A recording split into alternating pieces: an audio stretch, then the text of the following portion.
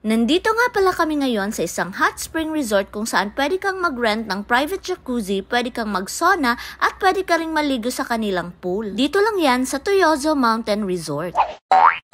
Hello mga ka-Jamson! Eto na nga yung last gala namin kasama ang aming pamilya at mga kaibigan. Babalik na kasi kami ng Maynila sa mga susunod na araw. Eto nga at kasama namin yung Lauoy team. Pag kami magkakasama, grabe, walang tigil na tawa talaga. Dito nga pala kami pumunta sa Tuyozo Mountain Resort. Isa nga pala itong hot spring. Talagang umuusok sa sobrang init. Pwede ka nga ring mag-rent ng private jacuzzi dito at ibabad yung buong katawan mo para lumabas yung mga panuhot sa katawan mo. Ang laki ng area nila dito kaya hindi ka mamomroblema kung maraming tao. Wala ka ring problemahin sa parking space dito. Pwede ka ring mag-foot bath dito at kung ayaw mo namang mag-rent ng private jacuzzi, meron naman silang mga mini pools na pwede mong tambayan. Meron nga silang parang sauna dito na pwede kang mag-steam bath. Alam nyo ba na marami itong benefits? Gaya ng recovery for sore muscles, detoxification, nag-i-increase ito ng metabolism and weight loss, skin health gaya ng anti-aging benefits,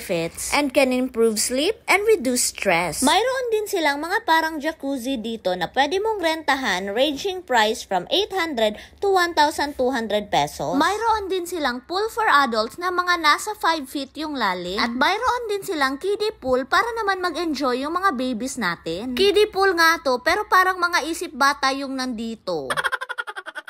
Eto nga at nag-rent na kami ng kapatid ko ng salbabida. Gustong-gusto na kasi niyang lumangoy dun sa malalim na pool. Kaso medyo kulang pa yung height niya. Alam niyo ba na gustong-gusto ko talagang yumaman. Gustong-gusto ko yung mga ganitong event. Yung nadadala ko ang pamilya ko at ang pamilya ng asawa ko pati mga kaibigan namin sa isang lugar para magsaya. Yun bang pag sinabi kong tara, ako na bahala sa lahat ng gastos? Yun bang mai-spoil ko yung mga magulang ko at yung magulang ng asawa ko? Pag nagkasakit sila, papadoktor ko agad. Aagapan agad para hindi na lumala. Dahil kasi pag mahirap tayo, mas lalong humihirap yung buhay. Yun bang pag nagkasakit yung isang mahirap, di agad tayo magpapadoktor kahit medyo malala na? Kasi kailangan pa nating hintayin yung sahod, kailangan pa nating mangutang. Talagang hindi ka makakagalaw kung wala kang pera. May isang pinsan nga akong nagsabi na yung mga lola at lolo namin namatay lang sa kahirapan. Kasi imbis na magpagamot, hindi na napapagamot dahil sa kakulangan din ng pera. Kaya dapat mas lalo pa nating sipagan para naman pag matanda na yung mga magulang natin, hindi na nila kailangang magtrabaho. Ako naman bilang eldest sa pamilya namin, gusto ko na pag matanda na yung mga magulang ko, sa amin sila titira para matutukan ko naman sila. Gusto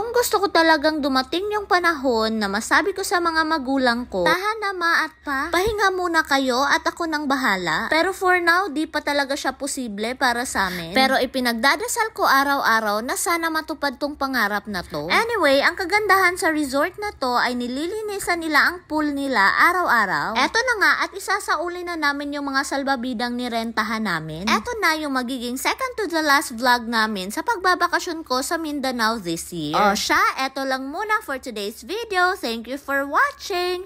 Amping!